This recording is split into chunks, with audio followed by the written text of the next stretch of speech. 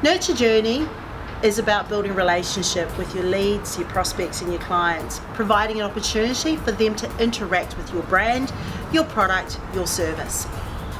How important is nurture journey to your actual business? Well, let me provide you with a couple of key statistics. Number one, did you know that 50% of leads that are sitting on any CRM system right now are not in the buying zone? And did you know that nurtured leads are more likely to spend 47% more on your business than a non-nurtured lead? So when you're asking yourself the question, is it essential for me to have this as part of my marketing?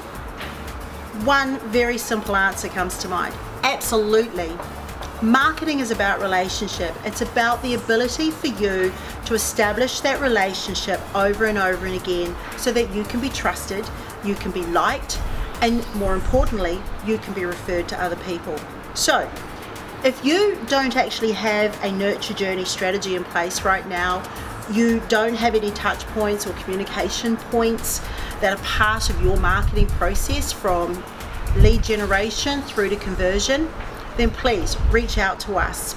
You'll see down below that there will be an opportunity for you to contact us.